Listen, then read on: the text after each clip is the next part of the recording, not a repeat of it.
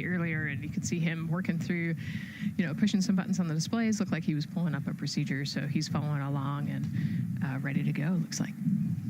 And then mission specialist Christina Cook, sitting on the upper left-hand corner of the screen there, native of rock climbing, and community CDR, service, yoga, and photography. Go ahead, NCD. There's a couple of suppressed overvolt messages. We're going to go ahead and clear those off your screen. We see them and we copy. All right. NASA test director. We're still working here, trying to get through everything. So we're getting close and then trying to talk that other issue that we just picked up a little bit ago. But I think work-wise, we're doing really well. Sounds good, NCD. We're doing great on board. Glad to hear it. NASA test director giving an update to the crew. Some messages flashed on their displays. Just wanted to say that they didn't have to worry about that. We're going to clear that. And that also just reassuring the crew, again, that they are tracking and working the issue with the launch abort system battery. Yeah. All right. And then first-time flyer, Canadian Space Agency astronaut Jeremy Hansen will fly to the moon as mission specialist on the Artemis II mission. The London, Ontario native selected as an astronaut in 2009. After that, he worked as Capcom at NASA's Mission Control Center in Houston. Capcom stands for Capsule Communicator and is the sole direct voice communicating with astronauts while in space. Jeremy also participated in training exercises, really cool ones, like living on the ocean floor off the coast of Florida to simulate space exploration for a week. In 2017, he became the first astronaut class. He also enjoys getting out on a sailboat, rock climbing, and mountain biking. He has a wife and 3 children. And he's the one that you see bottom left-hand corner of your screen. I know, I'm trying to see what he's doing there. Christina's looking too. And so there is your Artemis II crew inside the Orion spacecraft. And this is actually the 7th time NASA astronauts will launch on a new NASA spacecraft designed for crew. And if you're wondering about the first spacecraft designed for crew, and if you're wondering about the first 6 crewed test flights, here they are.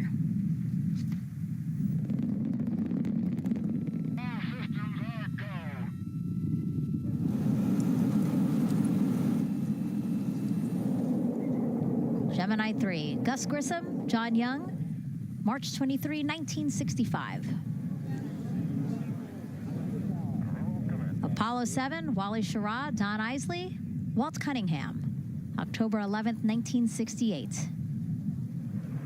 Space Transportation System, or STS-1, John Young, Robert Crippen, April 12th, 1981. Then NASA Space Demo 2, Doug Hurley, Bob Behnken, May 30th, 2020, followed by NASA's Boeing crew flight tests. Butch Wilmore, Sonny Williams, June 5th, 2024. And now, Artemis II with Reed, Victor, Christina, and Jeremy. It is really surprising, honestly, to hear that through all these decades, through all these launches we've had, this is only our 7th new vehicle that we're testing for crew. Yeah, we have so many different missions that we think about and we talk about, but really 7 vehicles that we've tested and that we're flying.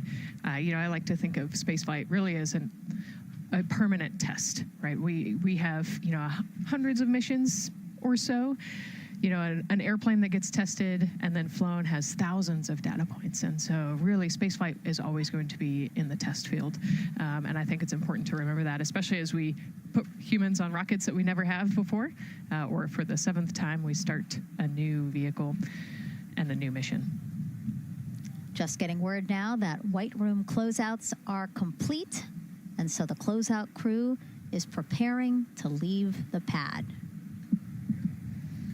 It's exciting stuff. We are making good time, and the closeout crew is doing really well. 41 minutes, 43 seconds and counting until the opening of our window. And Artemis II is a 10-day mission that will send the 4-person crew on a journey around the moon and back to Earth. It will be a critical step towards future lunar and Mars missions.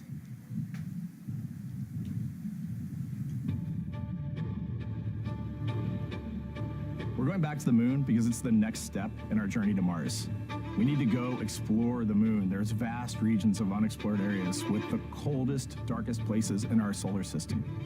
This is a test mission, and when we get off the planet, we might come right back home. We might spend 3 or 4 days around Earth. We might go to the moon. That's where we want to go, but it is a test mission, and we are ready for every scenario as we ride this amazing space launch system and the Orion spacecraft. But another reason we're going back to the moon is to fulfill NASA's mission, which is to explore the unknown in air and space, to innovate for the benefit of humanity, and to inspire the world through discovery. And when we succeed and when we accomplish the things that we set out to accomplish, that inspiration not only can set up new things to happen, but it also is a reminder in tough times that we're capable of doing great things when we work together.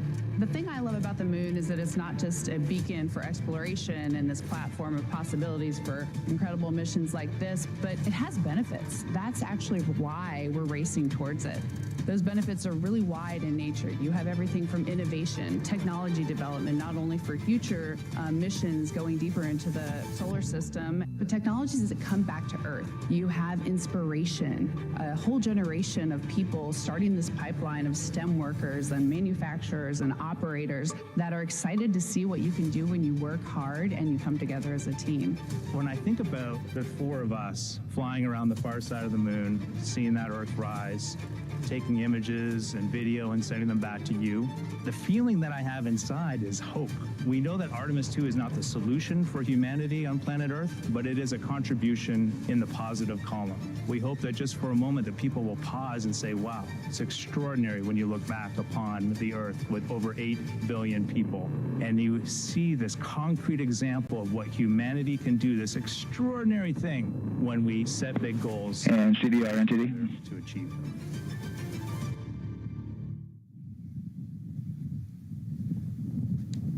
And so Mission Control Houston will control the flight of Orion after a liftoff here at Kennedy Space Center. Here's Gary Jordan, who's embedded with that team. Gary, you might have to pause because we did just hear a call out to the commander in Orion. Will do, Megan. I think that was Commander Reed Wiseman responding to prepare for some of the next steps. We are now holding at the T-minus 10-minute hold. Expected a 30-minute hold. So we are well on the countdown. We are well on the timeline to meet this L-minus time and launch towards the beginning of the window, but continuing to track progress along the way. Again, I'm here with the Artemis II flight control teams in Mission Control Houston. The team in the room behind me has been monitoring the countdown and verifying their own mission-specific launch criteria of the Space Launch System, the Orion spacecraft integrity, and its crew. During the final poll before launch, if all looks good from each of the flight controllers in this room, Flight Director Judd Freeling will report a go for launch from Houston Flight. Upon liftoff, teams here take control of the mission and communicate with the crew while they fly on the Space Launch System. This phase of flight is highly dynamic, and each console position has a dedicated and important role of looking after critical systems. You'll hear calls from Capcom and NASA astronaut Stan Love in this room to the Artemis II crew as milestones are reached during the more than 8 minutes of powered flight on the core stage. Liftoff and ascent are just the beginning. This room will be staffed around the clock over the next 10 days to oversee every moment of the mission through splashdown. Here from the Johnson Space Center, we'll be streaming the mission live 24/7 so anyone can follow the crew's journey, take peeks inside the spacecraft, and share the experience of a lunar flyby with astronauts looking down at the moon's surface. Teams here have been rehearsing tirelessly in simulations to throw every conceivable and inconceivable scenario their way. We are ready and eager to begin the Artemis II mission. Still milestones to come as we continue the countdown, but we'll be right back with you during the ascent phase of today's flight. With that, Megan, I will send it back over to you at the Space Coast. Thanks So much, Gary. Under 37 minutes until the opening of our 2-hour launch window, 6:24 p.m. Eastern. I've never been more excited for a time. But why don't we send it back over to Megan Carter with the Moon Board to learn more about what happens after ascent. Absolutely. I am definitely also getting excited. Things feel like they're starting to pick up a little pace here. A lot is about to happen within the first 10 minutes of launch, but what happens after those first 10 minutes? Let me take you over here to my mission map so we can kind of jump ahead and let me explain a few things. So, our main engine cutoff is going to stand for MECO, and that is essentially where the rocket's job is done, and it is then going to turn the propulsion duties over to our ICPS. That stands for Interim Cryogenic Propulsion Stage. Don't try and say that too many times fast, but the ICPS is going to be right here, and that's our in-space propulsion.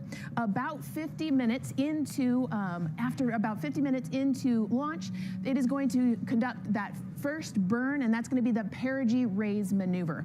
Essentially, what that is going to do is going to raise the spacecraft from a lowest point of Earth just a little bit higher into space, and then they are going to conduct that nice path. It's going to set them on that nice circular path around the Earth.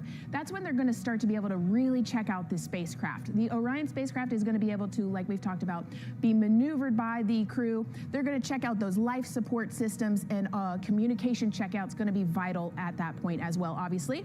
Then they will be conducting that another burn, and that's going to raise them just a little bit higher again. And then they will, it'll be about time for the ICPS to separate, and they will start another lap around the Earth as well. Then after it separates, its job will not be done because they will have the opportunity to conduct something called the Proximity Operations Demonstration. And this is going to be really important for our future lunar missions because the ICPS actually has a target on it, and the crew is going to have the opportunity to manually maneuver these spacecraft like we've mentioned and practice those docking maneuvers. Now, obviously, they will not be docking for this mission, but that is, again, going to be critical for those lunar missions in the future. Now, all right, after that ICPS has separated and they've done that second lap, they're going to conduct 2 more burns. And what these burns are going to do is set them up to the high enough orbit and a fast enough speed in order to conduct the translunar injection. This is going to be that critical moment and that critical milestone where they are going to produce about 6,000 pounds of thrust. And this is that point that is going to take them out of low Earth orbit into deep space, and it's going to set them on that nice path towards that lunar flyby. And I know we have talked a little bit about why this could be a record-breaking flyby and journey to the moon. And with that, I'm going to turn it back over to Megan so she can tell us just why. Yeah, she's talking about the distance record set by the Apollo 13 astronauts in 1970. They were 248,655 miles away from Earth, and this Artemis II crew might surpass that on flight day 6 when they fly around the moon by more than 4,000 miles. Yeah, it's a long ways. It's tough to fathom 250,000 miles from Earth, right? I mean, space, the space station is only 250 miles, and so we're going, I don't want to do the public math, but we're going much further than that. But it's important, right? Because we want to get back and we want to see the surface. We want to see the far side of the moon. And the way we do that is by breaking distance records. Yeah, and the exact distance record depends on exactly when they launch, like the time, the day. So we'll learn more as we go into this 10-day mission with the Artemis II crew. But here we are, 32 minutes, 50 seconds and counting from the opening of our launch window. Feels really, really surreal here as more and more people come to gather on the press site lawn here at Kennedy Space Center. Why don't we take a look at this video that we have here? Some familiar faces who wanted to wish our Artemis II crew a safe journey. Reed, Victor, Christina, and Jeremy, you are the real deal. You're flying to the moon for all of us, and we are in awe. You're the true heroes. You are not just astronauts. You are pioneers, venturing deeper into the unknown. But you are not alone. We will be all cheering you on from planet Earth. Hey, I'm Victor Wembanyama, and I play basketball in the NBA. But I'm not only interested in shooting hoops. I'm also interested in shooting stars, dark matter, and all other types of astronomical phenomenon. And to the Artemis II astronauts who are shooting for the moon, I wish them good luck and Godspeed. Hi, everybody. I'm Ryan Gosling, and I play a biologist who goes to space to save the planet in the film Project Hail Mary. But the Artemis II astronauts are going to space for real, and they will travel farther from Earth than any humans in history. Sending all our best wishes to the Artemis II crew. I just want to say how proud I am of each of you and how inspired you make me. But it's not just about me. Your mission is going to inspire future generations of scientists, engineers, athletes, and dreamers to do something that they never thought possible. Hey, it's Roy Wood Jr., and I want to wish the Artemis II crew a happy and safe journey to the moon, well, around the moon, to go around. I know what you're doing. You got to look for a parking space. This is to go around the moon, make sure somewhere to park, and then you park journey. Good luck. Really good way to explain what how this mission builds. Again, we are hoping to land astronauts on the surface of the moon in maybe 2 years. So yes, we are looking around the moon on this lunar flyby mission to see where we might park. Thank you, Roy Wood Jr. Okay, and as we look at this live view of the rocket on the pad, there is a spectacular place here at Kennedy Space Center to watch launch from, and that's the Banana Creek viewing area. Why don't we go back there where the crowd is excited, and Leah has the best assignment ever, talking to people who are super excited about being here for Artemis II. Oh my gosh, Megan, you talk about the excitement being palpable. I'm telling you, everybody here on pins and needles as we get just about half an hour away from launch. I've been walking around talking to people, and I'm just struck again and again by how many people are here from across the agency. I want to introduce you to just a small portion of the people across NASA who have been supporting this mission. Patty Ortiz, NASA Armstrong Flight Research Center, Orion Program. Orion. Kathy Graves, Glenn Research Center, Office of STEM Engagement. Here we go. David Alexander, NASA Glenn Research Center, Office of STEM Engagement. Jennifer Becerra, Johnson Space Center, the Office of STEM Engagement. Here we go. Right back here. Where are you from? I'm from NASA Glenn Research Center, Joseph Pinakitis. Joseph, here we go. Wes Furman from APL. Maria Arredondo from Headquarters, Next Gen STEM. Mark Robinson, Stennis Space Center, Commercial Space. Amira Flores, Armstrong, Office of the STEM Engagement. Molly Kearns, NASA Glenn, Space Communications and Navigation. Matthew Pierce, Goddard Institute for Space Studies in New York City. Here we go, and right over here. Lauren Ring, Ames Research Center, Data Integration. So we're coming together. We're one big NASA team, one big NASA family, and we have one major message before we launch tonight. Okay, guys, what are we going to say? 1, 2, 3.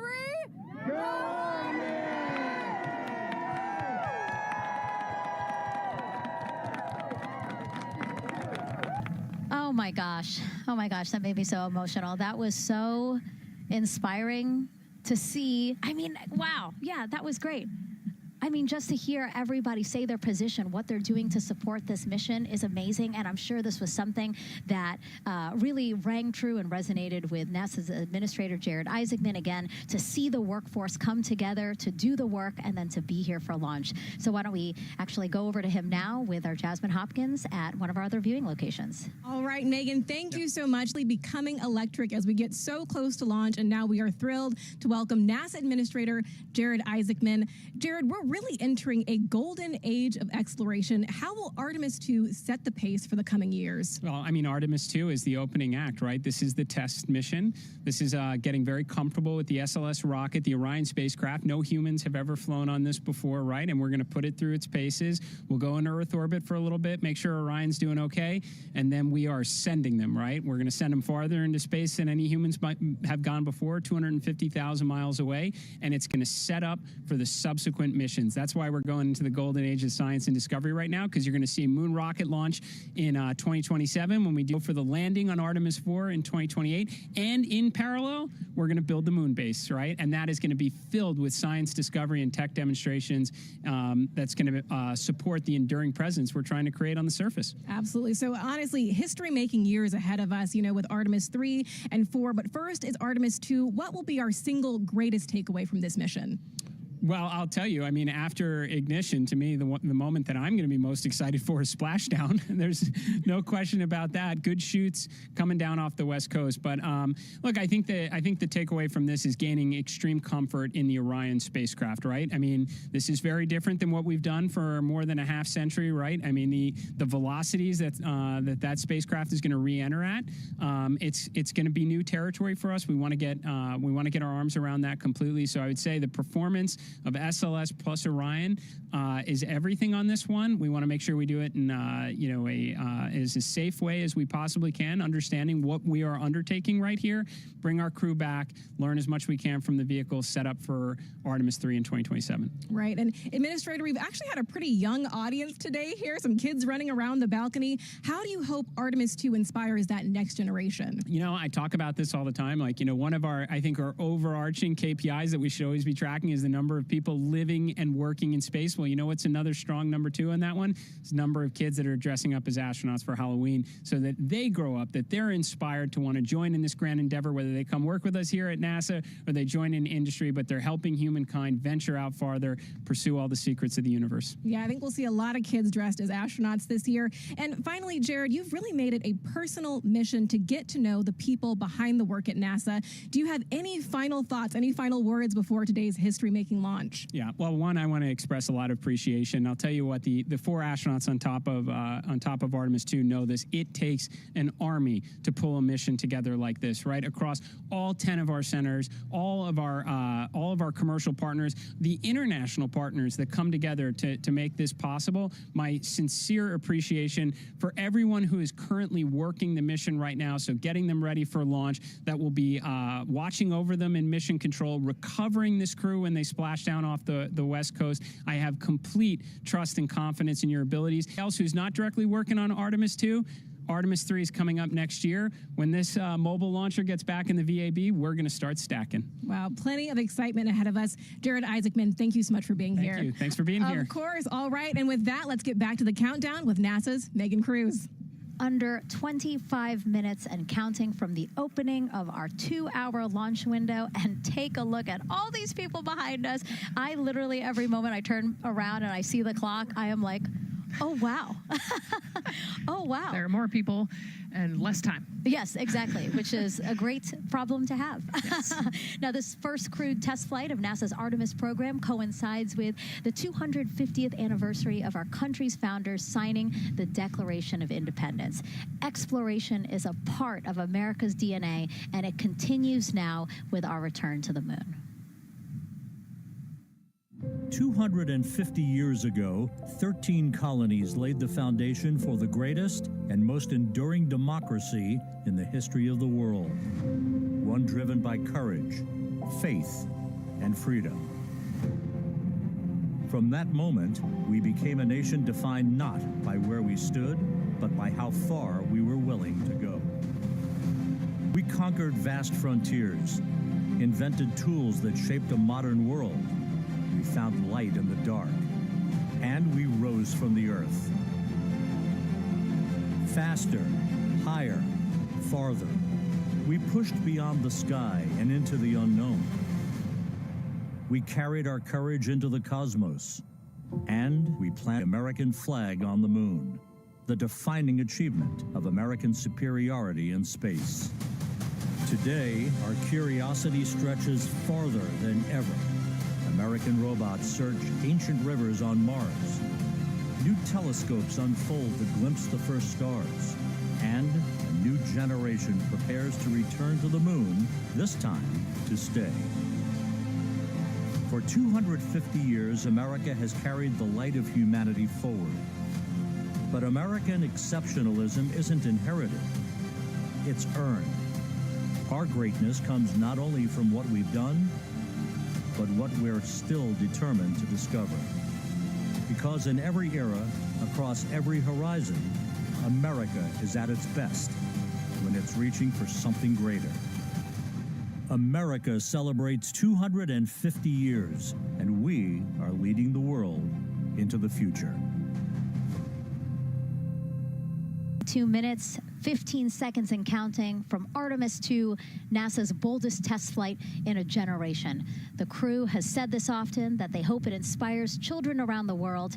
And recently, a group of kids here at Kennedy Space Center got a surprise of a lifetime while watching that rocket roll to the launch pad.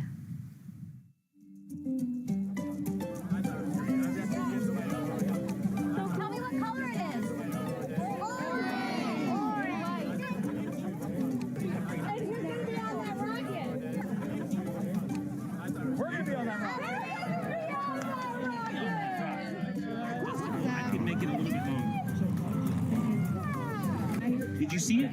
Okay, so everybody's looking at the rocket because it is kind of cool and impressive. One of the coolest things happening over there right now, though, is it's on top of a giant tractor. Doesn't all food come in like tubes? It's in these like little plastic bags. You have to like rehydrate it. Sushi. There's not. I haven't seen sushi in space. It's probably hard to keep that back. Sushi mashed together. My favorite part was this one little girl. She had a question. She had patiently held her hand for a long time, and Christina turns to her and says, "Okay, what's your question?" She just goes, "I forgot." It was like, that's a perfect little kid moment. I just love. Wait, are you my mother's cartoon astronauts? What? Say that again? Never mind. Go Artemis! These two, yeah. You can put it on your hand. Yeah. There you go. I like your dabbing astronaut back there. It's just so fun to see the enthusiasm, the energy, and a little bit of chaos. 3, 2, 1. Wasn't that so cute? I love kids and their excitement and, you know, even just being real. Like, I don't remember what I was know, gonna he ask. goes, but I'm glad you're here. Now, here we are, Space Center Houston. The crowd has exponentially grown throughout the day. We started showing you live shots from in there probably an hour ago. And now take a look at all the people there getting ready to witness history together. It's something really special to be able to witness something like this together. Yeah, you know, we've heard from celebrities and officials and kids, and, you know, it's amazing. People from all around the world came here today to Florida to watch, so it's something, it's hard to put into words, just how much support for this mission we're seeing today. And great news, too. Remember, the team was tracking an issue with the launch abort system battery. They appear to have cleared that issue, so we are go for launch. Yes, it's exciting.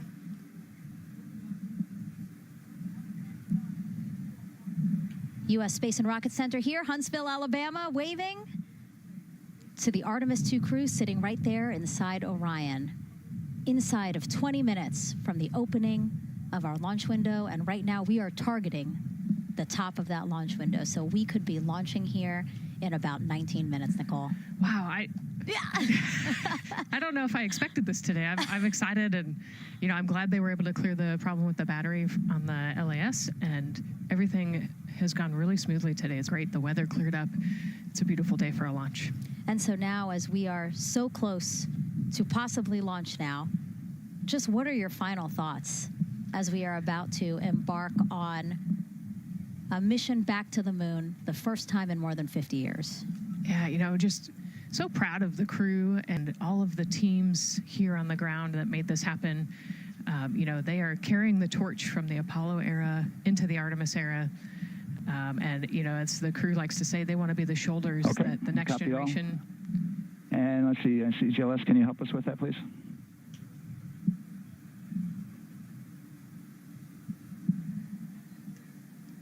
They want to be the crew wants to be the shoulders that the next generation can climb on. 001.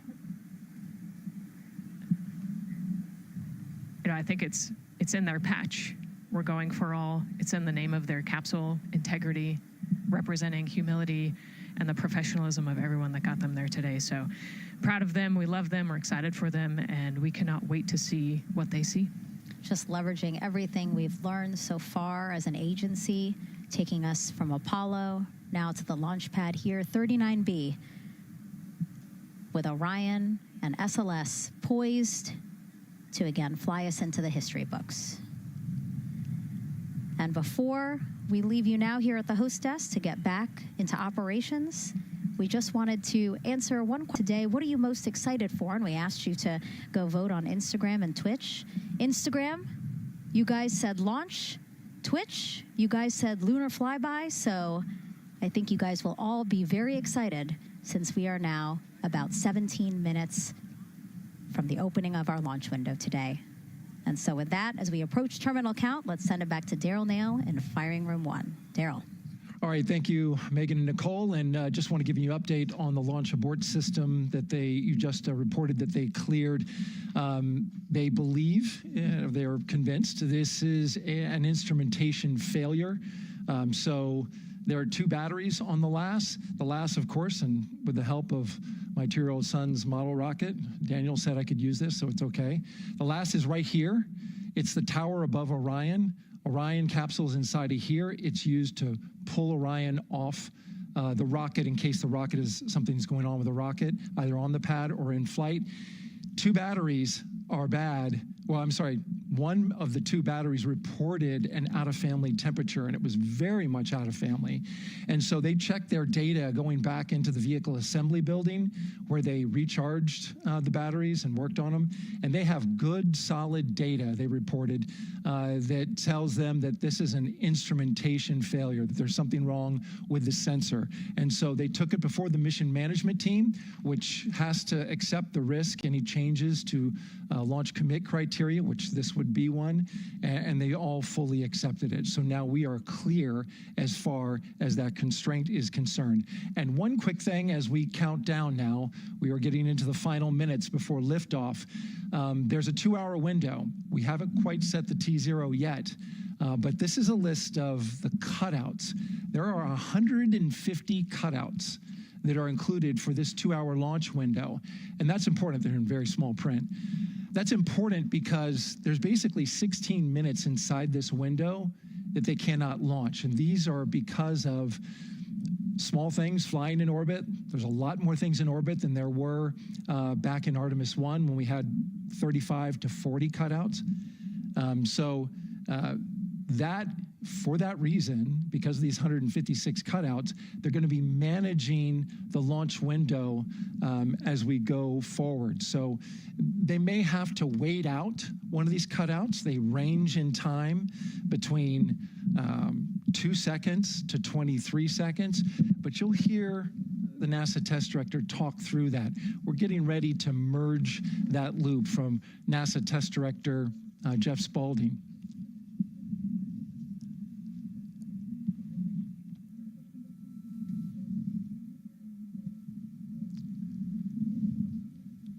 And so now I'm listening to the launch team get ready to merge their operation.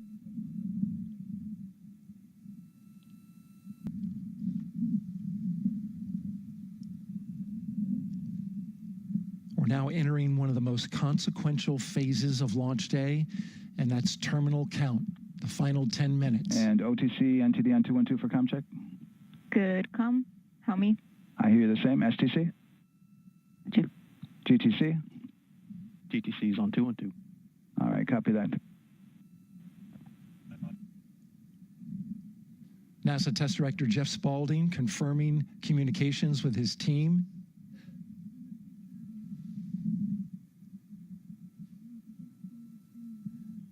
There will be 2 polls that we'll hear. One from Spaulding, the NASA Test Director, confirming the ground systems and the launch team are ready to proceed. At this point, we have a clear board, no constraints, but we need confirmation from each individual on the NASA Test Director team. So we'll hear him poll his team. The other poll that we're waiting for is the poll from Launch Director Charlie Blackwell Thompson, who will take that final status from NASA management before giving the go to come out of a hold. And you're seeing the clock count down at L-12 minutes. CCL, OTC, Orion, or S1. CCL. Yes, sir. Reconfigure ARS primary loop ISO valves. Copy, that's in work. And CDR, OTC, Orion, or S1. Go. ARS loop ISO valves are being closed at this time. Integrity copies. NGDLP. Go. Yes, I had a discussion with sea ice and with MER manager regarding the observation the sea ice had a few minutes ago. They were able to confirm with BCI photos that the condition that they observed has been there since 2025. MER manager has had a chance to review the findings, and they do not have any constraints from either a sea ice or MER manager perspective. Okay. Copy all. And Launch Director, NTD, you copy? Yes, sir. I copy. That's good news. OTC CCL 212. OTC. ARS primary loop isolation valve configuration is complete. Copy.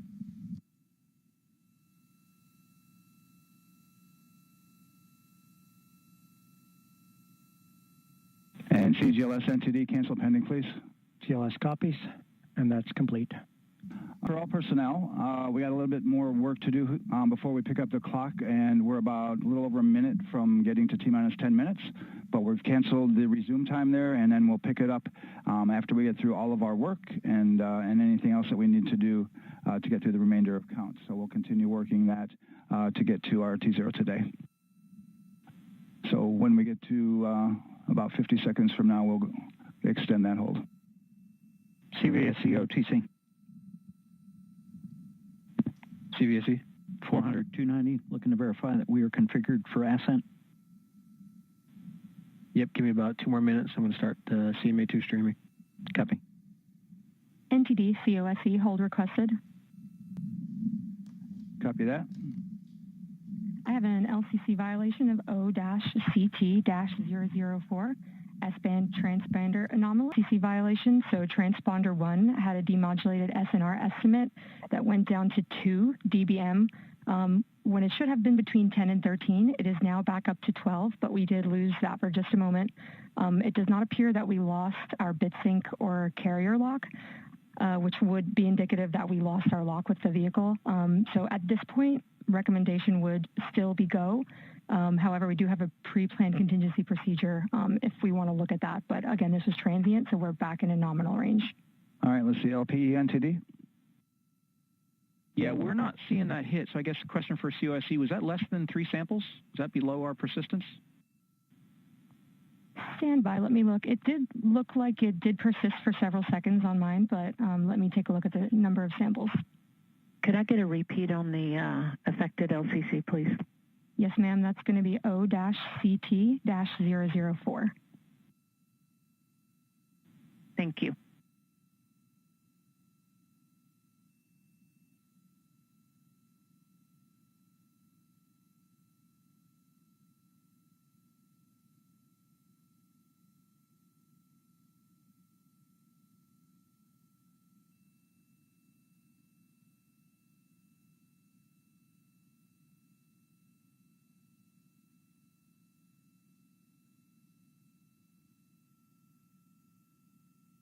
Yeah, us taking a look at the data right here, looks like that was a single sample.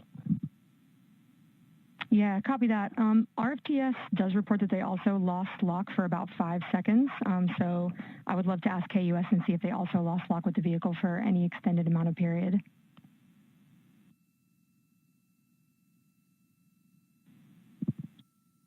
And COSE, while we're doing that, these are 1/10 hertz measurements, correct? So we would have had to lose it for over 10 seconds to get a second sample? Yes, sir, that's correct. It is 1/10 hertz. So from our perspective, the allowance is effectively up to 30 seconds, up to 3 samples based on the 1/10 hertz. This is not an LCC violation, I believe. Yes, sir. I would agree with that at this point. Copy that. We're checking with KUS on 232. I don't think they have 212 access. We're trying to verify, but it sounds like they have a loss of lock as well. About 2 seconds. Okay. And I guess for both KUS and COSE, do we have lock now? That's affirmed. We do have lock for COSE. Yeah, so from the integration console perspective, we did have a temporary loss there within the allowable, and per the requirement, let's go. This is Houston Flight. We have lock and we have good telemetry here in GSE. And KUS is reported today of good luck now. So with all of that, OSC, then are we in a go configuration per your LCC? Yes, sir. Recommendation would be go. Okay. LPE, you concur with that? Yes, sir. LPE concurs go. And Launch Director? Yes, sir. Launch Director concurs go. All right, and I'm going to go ahead and just verify everybody has everything else complete, Launch Director, and if we do, we'll be ready to pick up the poll at that time, unless there's something else that you're aware of. No, sir. Let's verify all our work is complete, and I would like one last check of our constraints list. All right, let's see. OTC, are you still waiting for ComConfig, or are you... That is affirmed, sir. Okay, is that your only open item? Yeah, OTC, this is CVSC. That 400 step 290 is complete. Copy. Okay, so OTC, you're complete with all of your work? That's affirmed. All right, copy that. STC? GTC is complete. Okay, excellent. All right, and LPE, just want to verify we have no open constraints at this time. No open constraints. We have a clear board, sir. Okay, tracking the same here. And Launch Director, with that, we are clear and ready to pick up the launch readiness poll with your go. All right, sir. I am go for the poll. All right. And for all personnel, this is the NTD conducting the Artemis II launch readiness check. Verify ready to resume count and go for launch. OTC. GTC is go. STC. STC is go.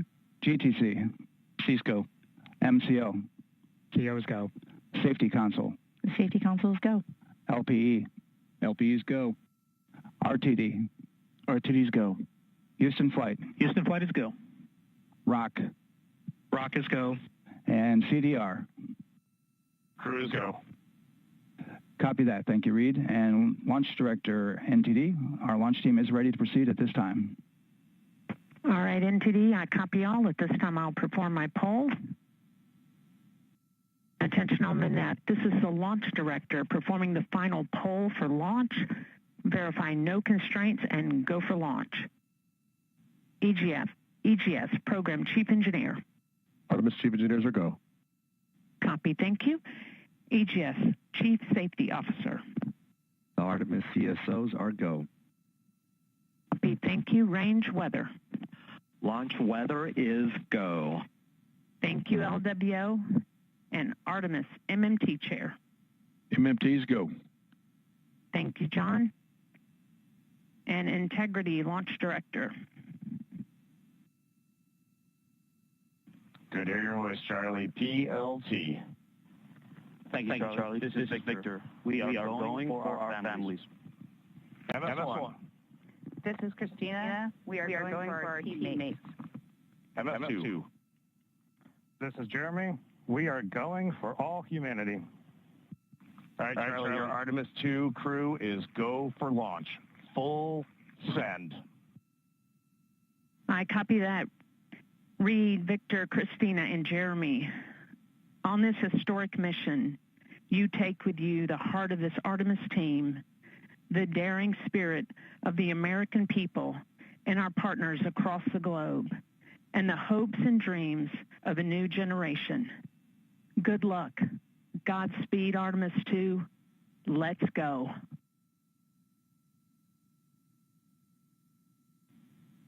And NTD Launch Director. Go ahead, Launch Director. Yes, sir. You have a go to proceed with countdown.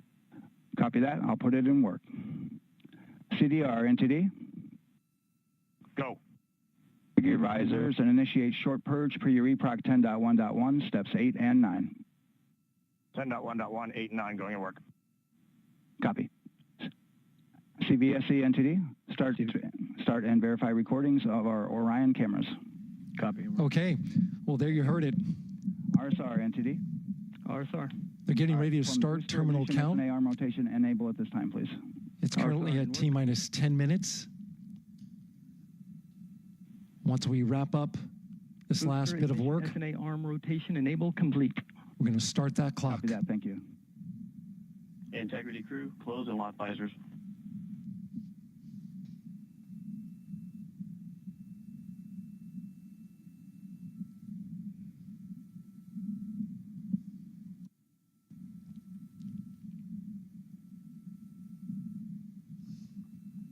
heard an issue, worked in real time with telemetry lock on the Orion.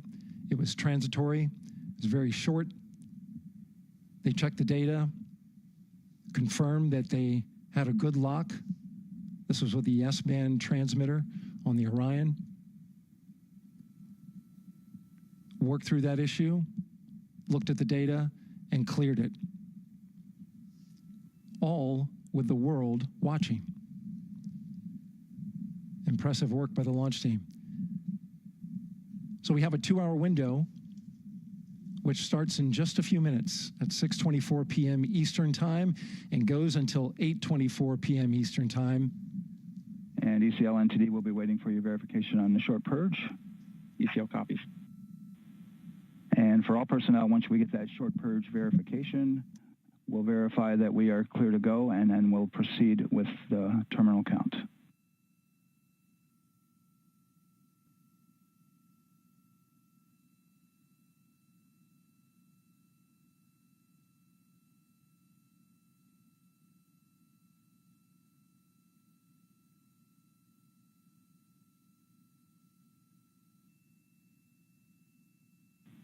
ECL time estimate?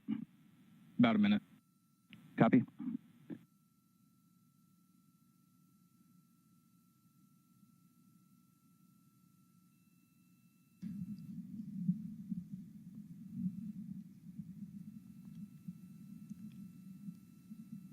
So we're going into the launch window. Much, it looks like. Just wrapping up some final work. And once that's completed, you'll hear NASA Test Director Jeff Spaulding ask for the ground launch sequencer operator to go ahead and start the clock. The ground launch sequencer is an application software. It runs on top of the launch control system in the firing room, acts like a conductor of an orchestra, executing hundreds of commands in precise order and timing. It's all autonomous. NTD CCL 212, short purge initiations verified. All right, copy that, and we're verifying our constraints.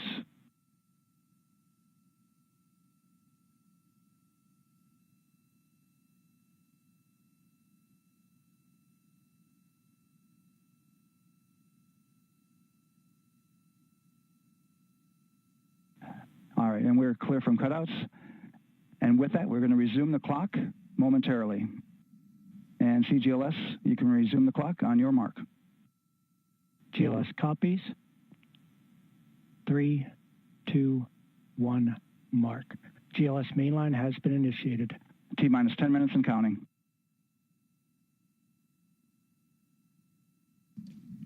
And that begins terminal count. Our new T0 is 6:35 p.m. Eastern Time. 6:35 p.m. Eastern Time. We are now counting down to liftoff of Artemis II.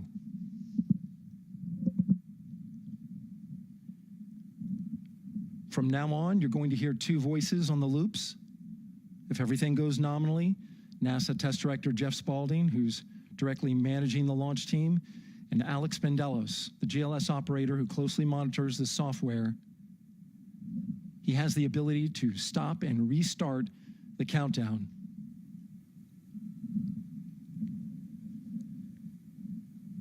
A lot of people ask about whether there's a launch button. There certainly is not. Flight and Rock, our new T0 is 22:35:12. Houston flight copies. Rock copies. 22:35:12. Affirm. There you heard confirmation of the exact T0, 6:35 and 12 seconds. Our T0 is 6:35 and 12 seconds p.m. Eastern Time. But as I was saying, there's no launch button. This is autonomous. But there is a button that keeps you from launching, and that button allows the GLS operator to pause the countdown outside of terminal count and during terminal count and submit a hold to the next holding point. So the clock won't stop right away. If there's an issue, we'll go to the next stable holding point. This is how GLS configures the rocket and where they can stop the countdown if that's needed. But right now, we are counting down. Our next big milestone, looking to retract the crew access arm. GLS is go for crew access arm retract. And there you see the crew access arm moving away.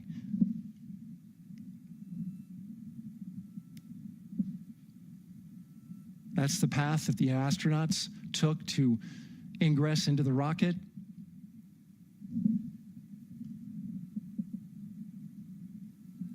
Until this point, that was their way off the pad if they needed to evacuate. But now with that arm retracting, the backup transitions to a launch abort system, and they'll begin arming that shortly.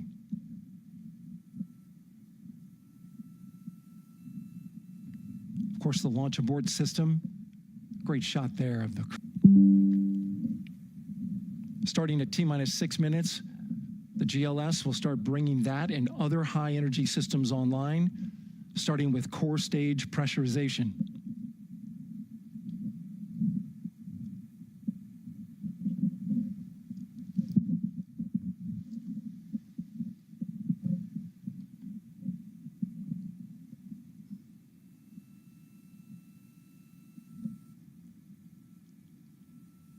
Weather is 90% go. The range is go. All systems are go.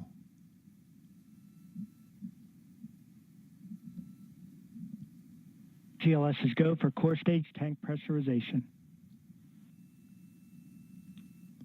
That means the replenish valve for the liquid hydrogen tank has now closed, and that tank is beginning to pressurize to flight levels because that hydrogen is naturally boiling inside the tank.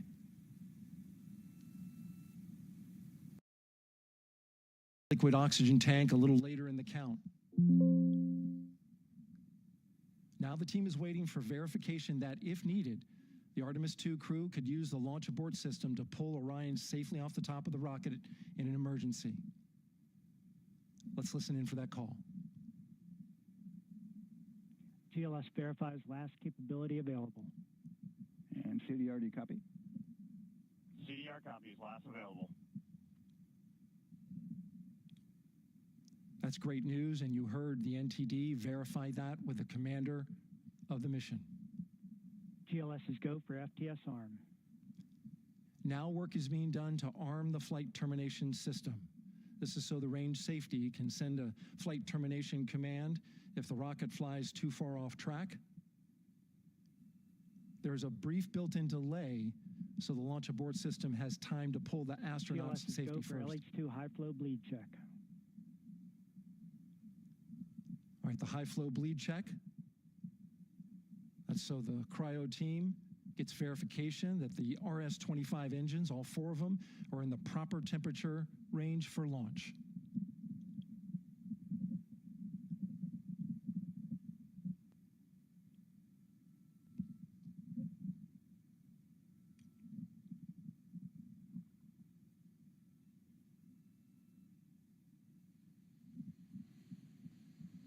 GLS is go for core stage APU start. Core stage APUs start. Those are auxiliary power units, high-speed turbines, which provide pressure to hydraulic pumps that steer the RS-25 engines. We're going to see a gimbal test a little later at T-minus 2 minutes and 30 seconds. This is what allows that to happen.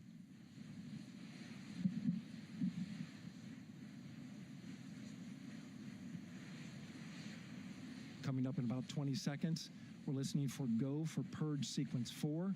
That's a helium purge of the 4 core stage engines downstream of the propellant valve. This gets all the air and moisture out of there.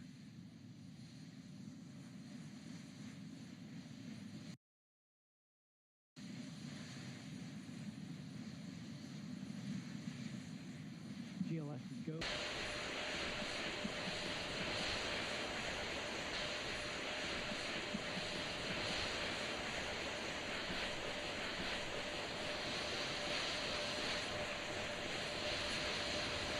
Now we're going to start moving the power from both the upper stage and the lower stage of the rocket to internal, taking ground power away and now going to battery power. GLS is go for upper stage to internal power. All right, power is removed from the rocket's upper stage. the ICPS, and it's been switched to battery. Same milestone for the lower core stage coming up at T-minus 1 minute and 30 seconds.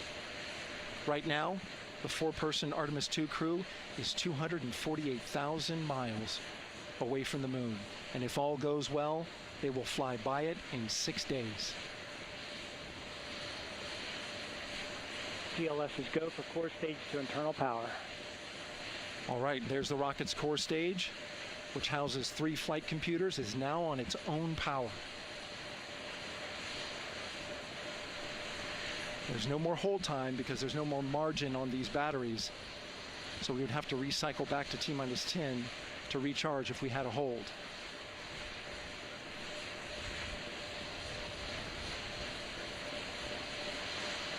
One minute. Right now, the rocket does not know what the T0 is, but coming up at T-minus 33 seconds, control shifts from the ground launch sequencer to the rocket's onboard autonomous launch sequencer, or ALS. The rocket will count itself down, but honor any holds that could come from the ground. Now, shortly after liftoff, Houston will take control of the rocket, and my colleague Gary Jordan will take over commentary. GLS is go for ALS. Great call out. The rocket is on its own. 4 brave explorers ready to ride the most powerful rocket NASA has ever launched. Sound suppression water is flowing. 15. And here we go. 10, 9, 8, 7. RS-25 engines lit. 4, 3, 2, 1. Booster ignition. And liftoff. The crew of Artemis II now bound for the moon. Humanity's next great voyage begins. Good roll pitch. Roger, roll pitch. Houston now controlling the flight of Integrity on the Artemis II mission around the moon. Integrity, AMT high. AMT high. On time passing 30 seconds into the flights. Integrity passes the alternate MECO. Target milestone. Mission Control Houston seeing good performance on the 4 main engines. Space Launch System core stage. Integrity, 3 miles in altitude. Traveling more than 1,200 miles per hour.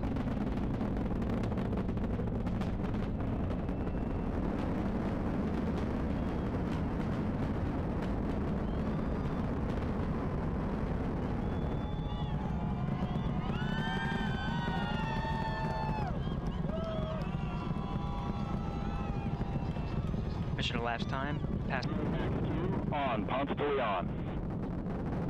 Stan, we have you loud and clear on Ponce de Leon. Have you the same. Communication signal transfer confirmed as Integrity and its crew go supersonic. Approaching 90 seconds into the Artemis II mission. Integrity is 14 miles in altitude, 8 miles downrange, traveling more than 2,600 miles per hour.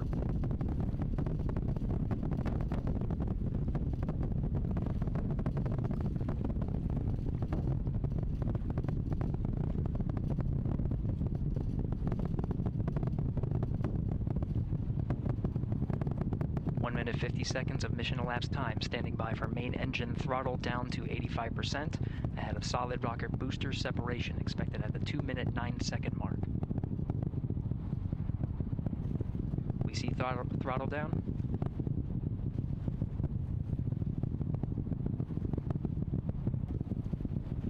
Main engines throttling up, guidance converged.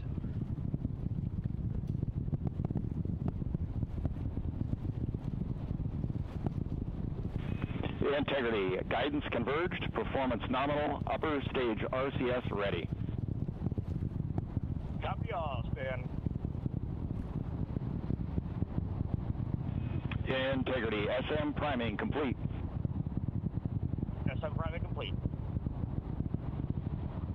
2 minutes 45 seconds of mission elapsed time into the Artemis II mission. Thrusters on Integrity and upper stage confirmed in a ready state, ahead of service module fairing separation.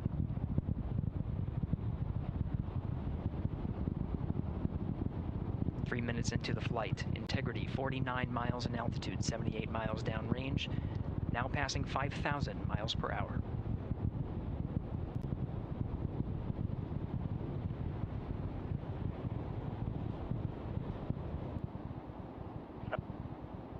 Outstanding, Stan. We have you the same. 3 minutes 50 seconds into the flight of Artemis II, Wiseman, Glover, Cook, and Hansen crossed the boundary to space with good comm checks. GPS signals acquired after last jettison now working on internal checks to verify accuracy. Flight Dynamics Officer analyzed the time of main engine cutoff, confirmed at 8 minutes 2 seconds, time confirmed at 8 minutes 2 seconds, time of MECO.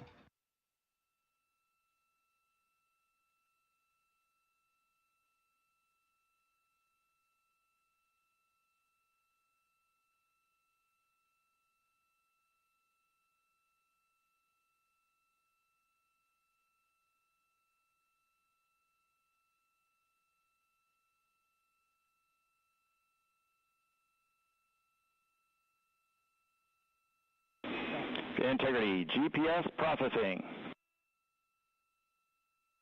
GPS processing.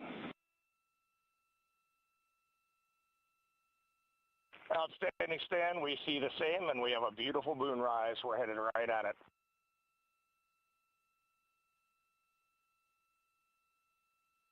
Into the flight, Commander Reed Wiseman confirms he has visuals of his destination. GPS guidance, navigation, and control software finishes internal checks and sends to navigation channels. Integrity, 3 engine press. 3 engine press. On time, now passing 5 minutes 20 seconds of mission elapsed time into the Artemis II mission. At this point, 3 good main engines are all that's needed to carry Integrity to a nominal main engine cutoff target. Though at this time, we're seeing 4 good engines here in Mission Control Houston. Integrity, 75 miles in altitude, 330 miles downrange, approaching 10,000 miles per hour.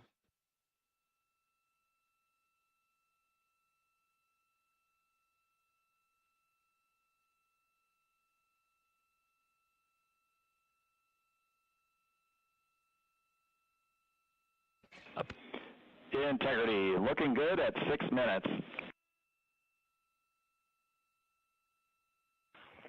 Same on board, Stan.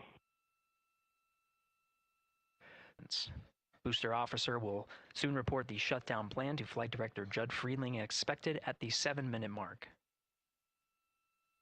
Integrity, 78 miles in altitude, 460 miles downrange. Integrity, expect nominal shutdown. Integrity copies, nominal shutdown.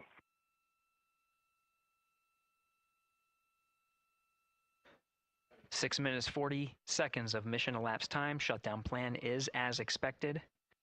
Again, the time of MECO was confirmed at 8 minutes 2 seconds into the flight.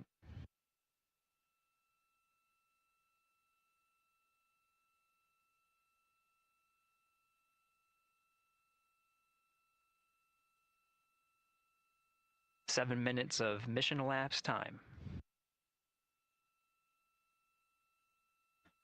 Throttling down as we approach the abort once around option.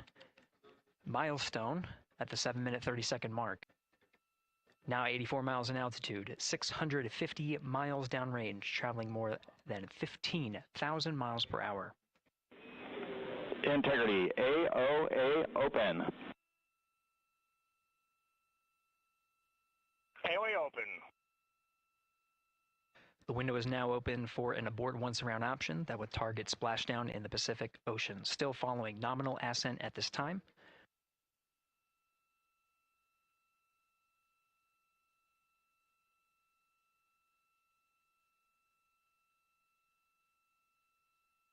About 10 seconds remaining until the main engine cutoff of the Space Launch System core stage. Standing by for confirmation of MECO and core stage separation.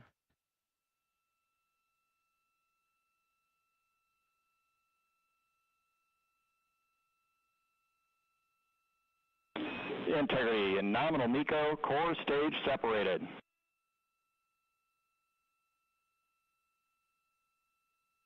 We see the same on board, Stan.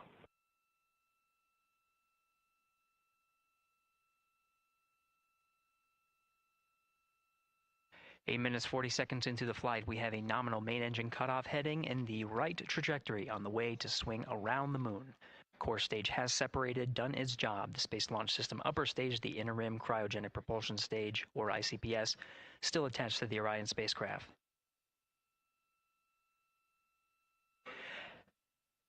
Nine minutes of mission elapsed time. Integrity crew of Reed Wiseman, Victor Glover, Christina Cook, and Jeremy Hansen now in orbit around the Earth at the beginning of their journey to the Moon.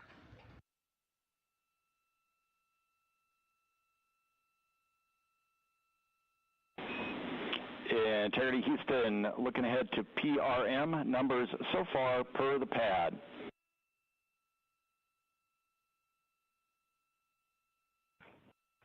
Copy that, Stan. Numbers for the pad.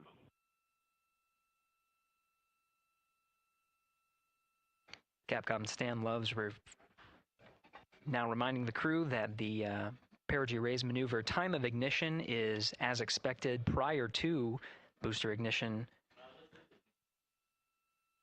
That time being 49 minutes, 50 seconds of mission elapsed time.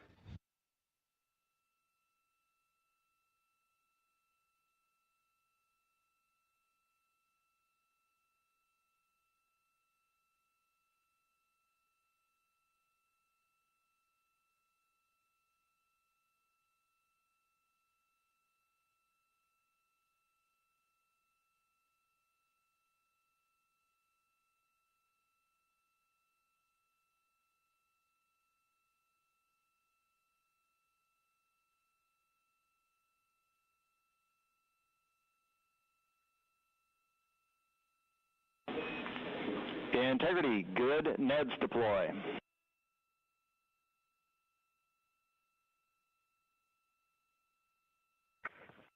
Copy that, Stan. Good, Neds.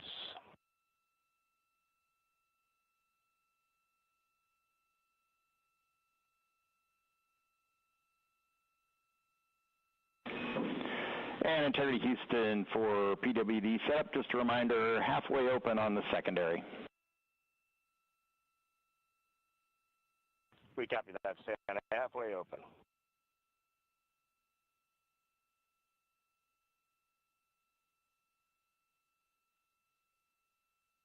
Passing 11 minutes of mission elapsed time. Here, overhearing the conversation between Capcom Stan Love and Commander Reed Wiseman, already passing some milestones. We have a good nozzle extension deployment system. That is confirmed. Complete. We also have the visors are confirmed up, now past the dynamic phase of flight, that is ascent. Their launch and entry suits that provided them an extra layer of protection, now not as needed. They're going to raise those visors. And later in today's mission, they will begin to egress or get out of the suits to begin some of their initial tasks of activating some of the systems aboard in the Integrity spacecraft. It's passing 12 minutes of mission elapsed time. Again, the perigee raise maneuver that's targeted near 50 minutes of mission elapsed time, 49 minutes, 50 seconds. That's what the crew is going to be working towards. The Commander Reed Wiseman, pilot Victor Glover will focus on preparing for that milestone. In the meantime, mission specialist Christina Cook and Jeremy Hansen will start some of the activation of environmental control life support systems. You may hear confirmation of their activation over the Orion to Earth communication network.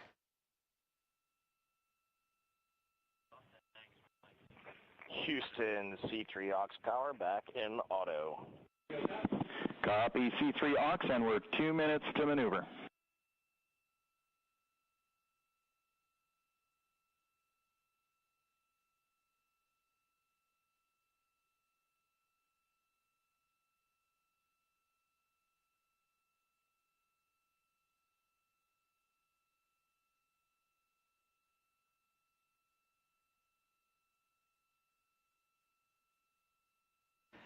"13 minutes and 30 seconds of mission elapsed time. We're going to continue to follow the crew of the Artemis II mission around the moon to verify the systems that will take us to its surface. An incredible ascent. Artemis II is underway. Reed Wiseman, Victor Glover, Christina Cook, and Jeremy Hansen begin their journey to the moon. Still milestones to come up as we await solar array deploy and the critical burns that will get Integrity into high Earth orbit around the Earth before engines are fired to get us around the moon.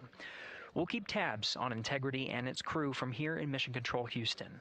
But for now, we're going to send it back to you, Megan and Nicole at the Kennedy Space Center. Very jealous to hear how the launch experience was over on the Space Coast.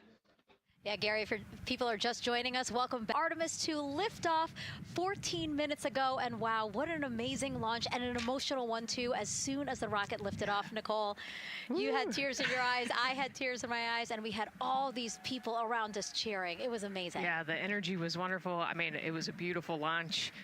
You know, we've got 4 friends and family members headed to the moon. It's pretty amazing. Yeah, how does that make you feel as someone who, you know, is an astronaut as well, but also, as you said, friends? Yeah, so proud of them. You know, man, we don't have the words in the English language to describe this kind of an event, and pride, love, so many emotions. You know, they are truly breaking some barriers, and hopefully, you know, as Gary just said, they've got a long day ahead of them, so wishing them well on everything. But so far, what a beautiful launch to watch. Yeah, to be returning to the lunar orbit in more than 50 years. Maybe they go farther from Earth than any other humans before them. Maybe they see parts of the moon that we've never seen before. I mean, what a great start to what could be all of these milestones that we break in just a 10-day mission. Yes, what a way to welcome in the Artemis generation. Yeah, how do you feel? I mean, we saw some beautiful shots we were covering of course, the rocket, of course, the Earth falling away as we continued up into our ascents, but also some of those crowd shots where we saw young and old just emotional, overcome by this history-making moment. Man, we are going back to the moon for all, and we saw that today. We saw that in all the crowds. And yeah, you guys just saw that view, the sunrise or sunset, I guess. They just made it over the crest of the Earth, and you could see the sun peeking over. One of my favorite views from space. And I can't imagine what they're looking at now, and I can't wait to see what they're looking at in about 5 or 6 days. Yeah, and you know, I know a lot of people are like, you know what, I'm surprised this launched on the first try, because we know, like any little thing, we have to be keeping safety in mind, and we want to make sure we're ready to go. But we were ready to go, and I think it surprised a lot of people. What a wonderful surprise on this Wednesday evening. It did, you know, and it kind of surprised me as well. But you know, it's just a testament to the team here that has been working so hard on Artemis. You know, Artemis 1, we learned a ton of lessons. We learned a ton from the wet dress for Artemis 2. We were able to go in, fix those things. We even had a couple mishaps today, not mishaps, but a couple, you know, anomalies today that the team creatively came up with solutions for. It's just a testament to the teamwork that gets us to the moon. And so we can continue to watch Christina, Reed, Victor, and Jeremy on their way now to the moon in Earth's orbit and awaiting the next in-flight milestones, deploying Orion's solar arrays. So why don't we get back in with Mission Control and Gary. Hey, thank you, Megan. Again, we're following along in the action. It is a long day. They have a number of procedures they need to get to immediately in their timeline. And Integrity Houston, cross-tie is on board per the ETSI-DEM. We copy, Houston. Thank you.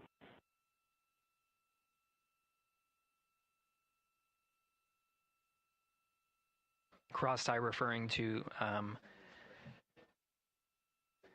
flight controllers here initiating a connection between some of the batteries aboard the Orion spacecraft,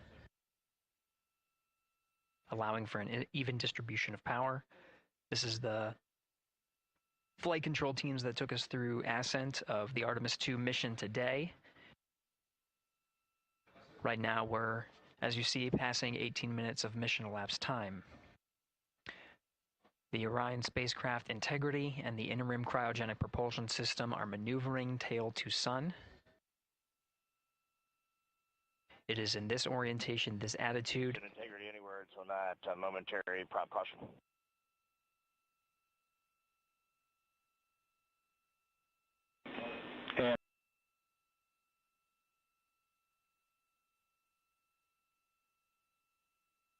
Commander Reed Wiseman verifying what is being routed to his displays aboard Integrity. Propulsion engineer confirming that no action is needed at this time. They're pressing through with their nominal procedures to prepare for the perigee raise maneuver. And of course, the solar array wing deploy ahead of that. The solar wing deploy is a critical milestone. We'll continue to have our coverage follow the mission until that deployment. A successful launch is just the beginning. The deployment of the solar arrays and successful confirmation that those solar array wings are drawing power is a significant milestone and says to the flight control teams that we will continue on today's mission. Power needs to be drawn to continue through some of the next milestones.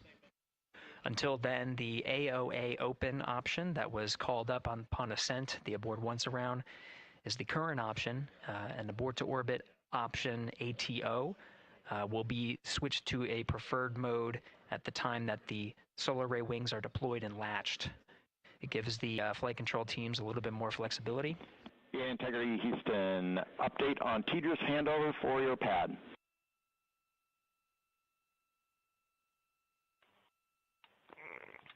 Give us just 1 minute. And Stan, you can read it. Ike is ready to copy. Roger. TDRS handover east to west expected 1 second earlier at 5:1 minutes 26 seconds.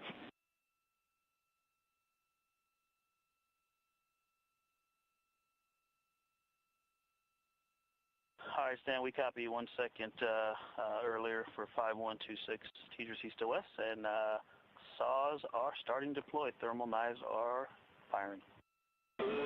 We concur. Thanks for the report.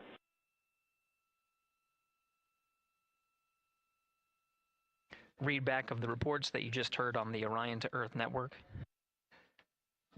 Integrity has maneuvered tail to sun. The RL-10 nozzle on the end of the ICPS is pointed towards the sun, and the solar array deployment sequence has begun. With the deployment confirmed, it'll be several minutes until they are what is called in a latched position. Once they are latched and confirmed to be drawing power, they can switch the mode to ATO and continue along the mission. The teacher's handover at the pad, that message meant the crew was provided some preliminary numbers of when to expect handovers between the tracking and data relay satellites. Currently orbiting Earth at an altitude of 545 statute miles above the Earth, they are in a near-Earth network communication system. The tracking and data relay satellites, geosynchronous satellites that are stationed about 23,000 miles above the Earth. After the apogee raise burn that occurs later today, the burn itself will put them in an altitude that surpasses the range of the tracking and data relay satellites, and they will transition to the deep space network today. And Integrity, for prop messages, we see 2 temperature measurements right near the line. It's that momentary message you saw earlier. We're going to suppress those. It's CM helium heater 2 T1 and heater 1 T1. They're going suppressed. Integrity, thank you. We see the same.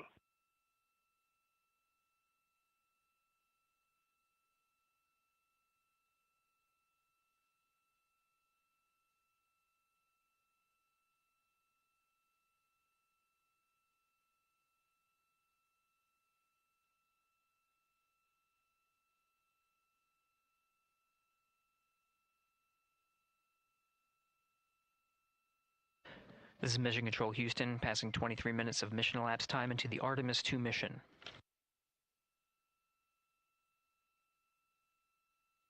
This is after a launch that began at 5:35 and 12 seconds Central Time, 6:35 and 12 seconds p.m. Eastern Time.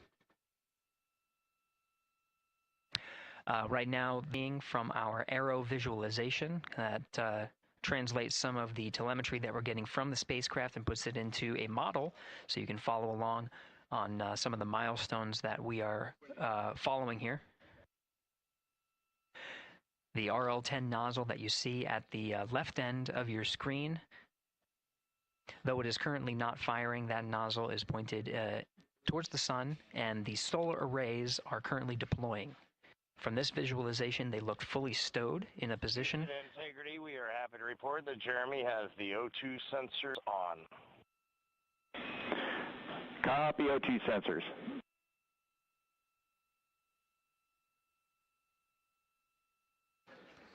Again, Commander Reed Wiseman and pilot Victor Glover overseeing the deployment of the solar arrays.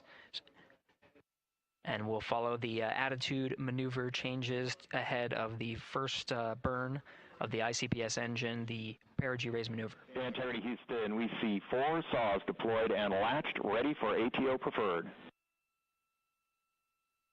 Yeah, we're almost there in the procedure stand, and we see the same thing. And Integrity Houston, we are seeing a 7-second miscompare between the MET on Orion and ICPS. We'd like you to read us the MET from your center status bar and for the ICPS on StackSum.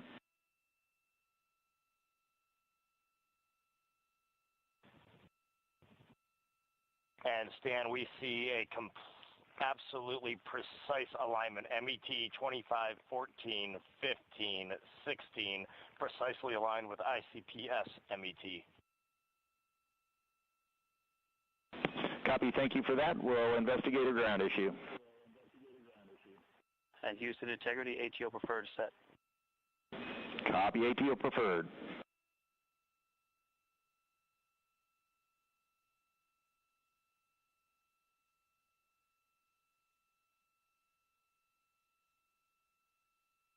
This is Mission Control Houston, 25 minutes, 45 seconds into the flight of Artemis II. We have confirmation that all 4 solar array wings are deployed and latched. This is the configuration needed to switch to ATO preferred, which you did hear confirmed from pilot Victor Glover. That mode has been switched. There's also a discussion with Capcom Stan Love and Commander Reed Wiseman about the alignment of the MET clocks on the Orion spacecraft and the ICPS. Commander Reed Wiseman confirmed the clocks are in sync, no issues. They're going to investigate it on the ground. We're proceeding with today's mission. 26 minutes of mission elapsed time and counting.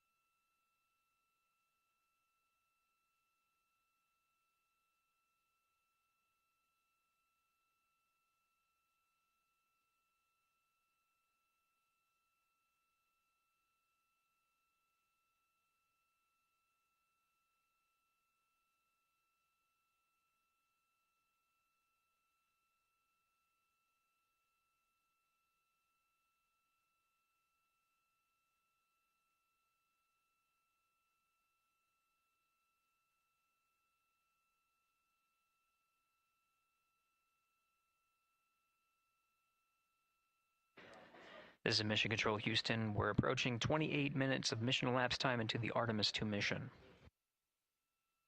At this point, we've had a successful liftoff from the pad at 5:35 p.m. and 12 seconds p.m. Central Time, 6:35 and 12 seconds p.m. Eastern Time. We've had a good main engine cutoff, core stage separation, and a good trajectory to begin today's mission.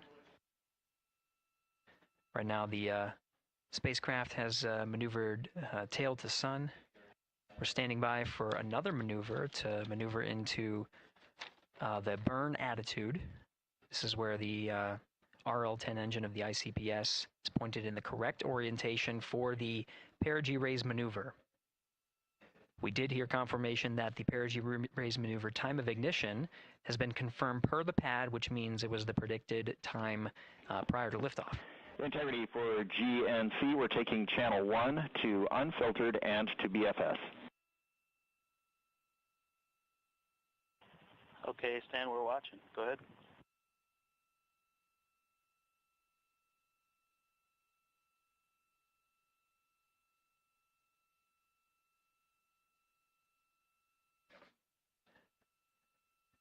Capcom Stan Love reading up to the crew of Integrity. They will switch the navigation source from channel 1, standing by for confirmation that that switch has occurred. Pilot Victor Glover will receive confirmation when, and is at least watching to confirm that that switch has occurred.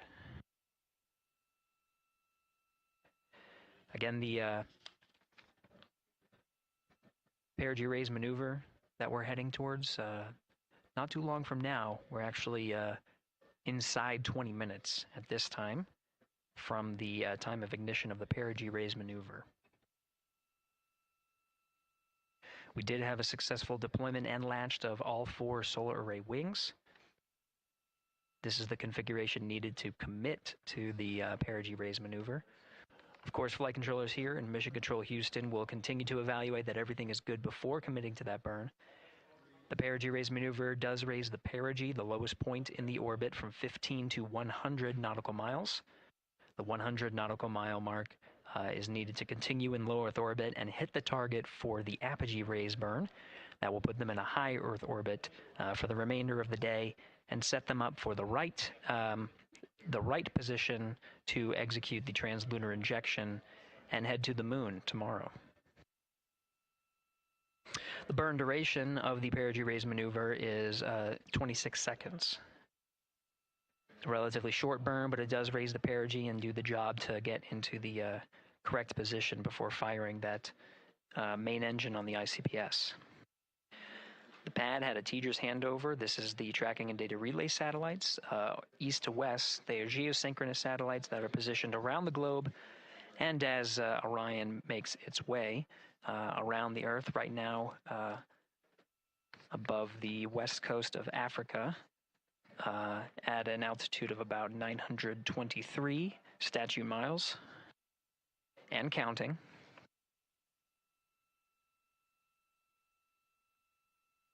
The perigee raise maneuver is not executed at the perigee. It is rather executed on the, actually closer to the apogee. But what it does is it raises the perigee on the other end of the orbit to 100 nautical miles.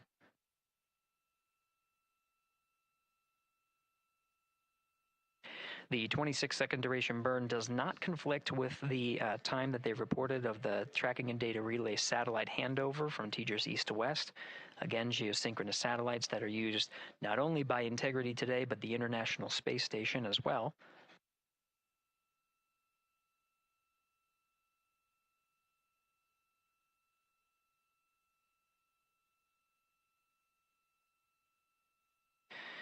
That time of handover is 51 minutes, 26 seconds. Plenty of margin before the perigee raise maneuver cutoff happens, and the trajectory is analyzed to see whether it was a good burn. A good burn means that the burn was performed as expected and sets the trajectory on course for that 100 nautical mile perigee target mark.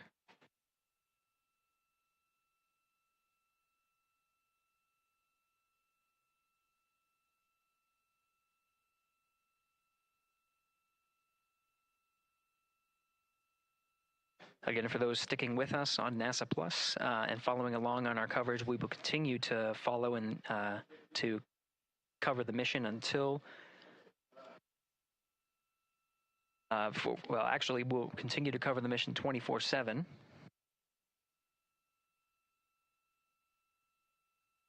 But we'll wrap up our coverage here shortly. And now that solar array wing deployment has occurred on NASA Plus and Amazon Prime. Again, we will continue coverage 24/7 at the NASA YouTube channel for those that want to see all of the upcoming milestones. There are select times where we will be coming back to NASA Plus and other streaming platforms. You can go to nasa.gov to find the latest on when to find those activities. Given that this is an operational mission, we do want to make sure that we are maintaining transparency in the mission and providing you all the information on what's happening in space as Reed Wiseman, Victor Glover, Christina Cook, and Jeremy Hansen head on their mission around the moon.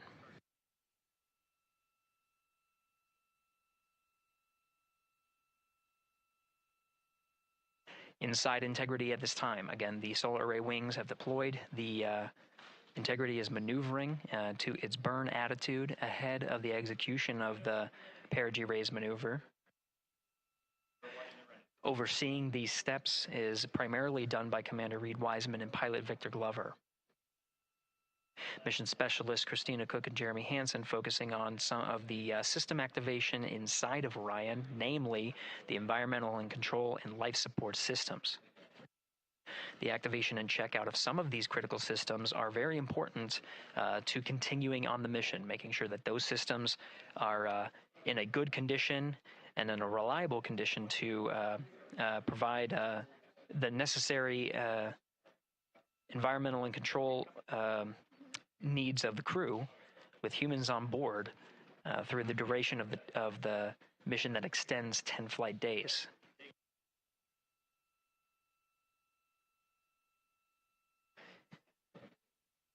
We're standing by for an update to the perigee raise maneuver time of ignition. Should be right up to the crew very shortly. Integrity Houston, updated PRM numbers when you're ready to copy. All right, Houston, we are ready to copy. TIG is 2 seconds earlier at 4 minutes, 48 seconds. TIGO unchanged at 26 seconds. 49, 48, TIGO 26.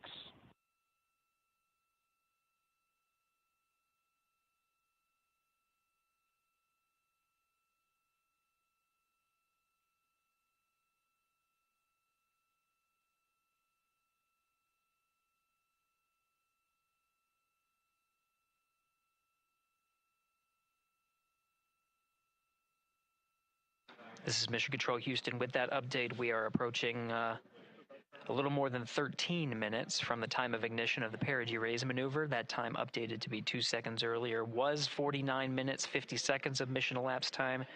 We'll now move to 49 minutes, 48 seconds. The duration of the burn, that's what was referred to as the TGO, will still remain at 26 seconds. Relatively short duration burn, again, just raises the perigee of the orbit today.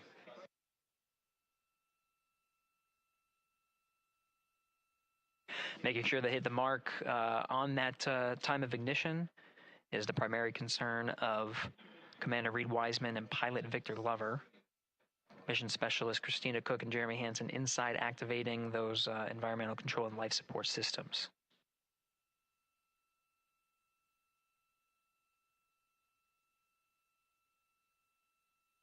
At this time, all 4 crew members are wearing the launch and entry suits. Integrity Houston, for Optimus on the PCD, we have time update instructions when you're ready.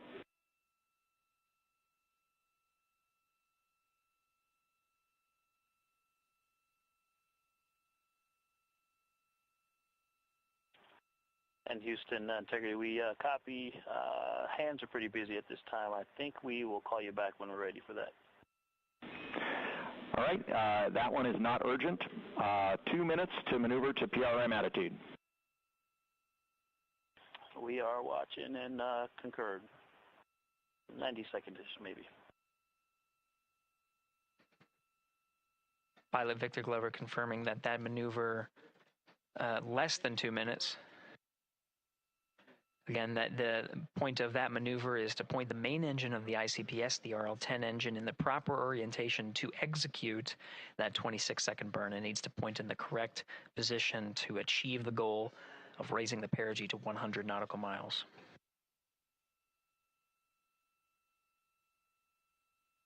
You heard some of the environmental control system activations over Orion to Earth.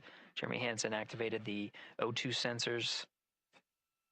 They'll be measuring the cabin of Orion.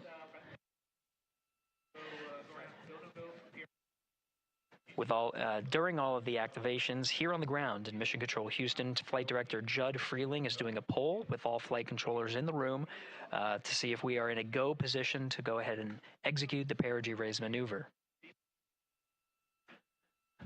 Once concluded, Stan Love will report it back up to the crew, and we'll stand by for that.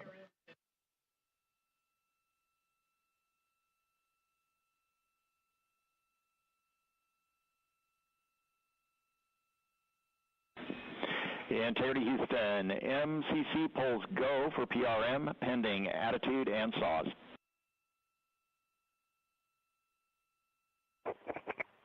Okay, we copy. MCC is go. Maneuver starting.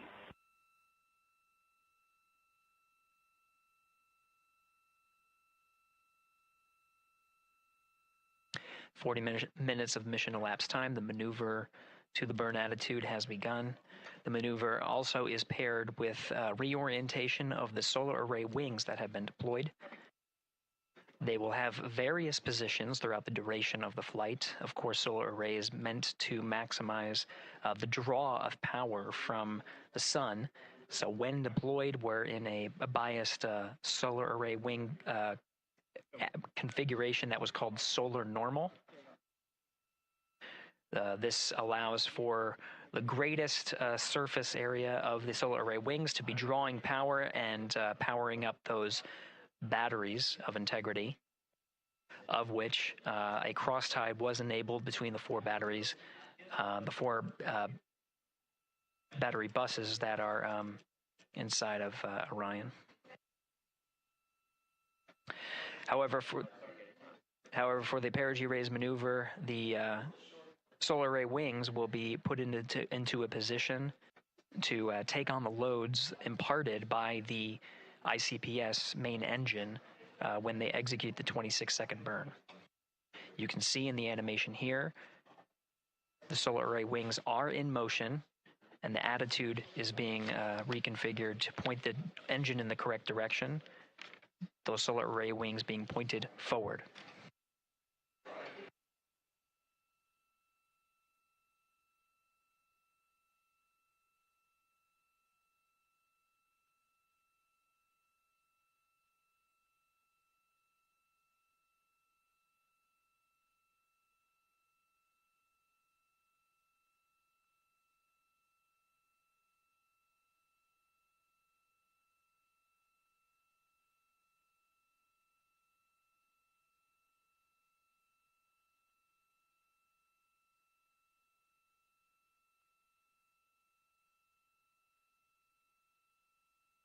You're getting a live look inside the Artemis II mission flight control room. The team you see here oversaw the ascent of our four astronauts inside Integrity, launching at 6:35 and 12 seconds p.m. Eastern Time. Now again, this room will be occupied 24 hours a day, 7 days a week, with flight controllers shifting on 3 shifts to oversee 24/7 operations of Artemis II while in flight. We will cover that live on the NASA YouTube channel, and we'll be covering that around the clock as we begin to wrap up our coverage here. Plus, before I do want to send it over to our colleague.